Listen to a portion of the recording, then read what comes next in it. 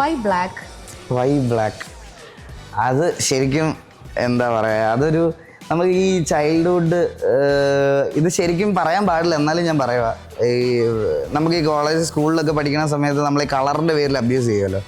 അതെനിക്ക് എൻ്റെ most of the കുട്ടിക്കാലത്തൊക്കെ ഉണ്ടായിരുന്ന, അല്ലെങ്കിൽ സ്കൂളിൽ പഠിക്കുന്ന സമയത്തൊക്കെ ഉണ്ടായിരുന്ന ഇരട്ടപ്പേരുകളെല്ലാം കളർ ബേസിസിലായിരുന്നു.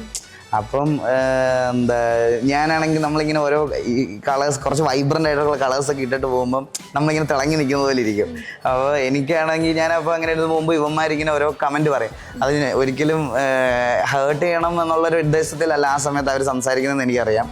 പക്ഷേ ആ കോളേജ് ടൈമിലൊക്കെ സ്കൂൾ ടൈമിലൊക്കെ അത് തമാശയാണ്. പക്ഷെ പിന്നീട് അതെൻ്റെ മനസ്സിലൊരു ഇൻസെക്യൂരിറ്റി വളർത്തി. അപ്പോൾ എനിക്ക് വേറെ കളേഴ്സൊന്നും ഇട്ടാൽ ചേരുന്നില്ല എന്നുള്ളൊരു ഇൻസെക്യൂരിറ്റി എനിക്ക് വന്നു തുടങ്ങി. പല്ലിയല് അത് സത്യം പറയുമ്പോഴാണേ. അപ്പോൾ ഇൻസെക്യൂരിറ്റി വന്നു തുടങ്ങി. അങ്ങനെ ഞാൻ ഫുള്ളി പിന്നെ എങ്ങനെയൊക്കെ ആണെങ്കിലും എൻ്റെ കൈ കറങ്ങി തിരിഞ്ഞ് ബ്ലാക്ക് ടീഷർട്ടിൽ പോകും. അങ്ങനെ ബ്ലാക്ക് എന്നുള്ളൊരു രീതിയായി. പിന്നെ പാൻറ്റും ഷർട്ടും എല്ലാം ബ്ലാക്ക് ഇട്ട് തുടങ്ങി.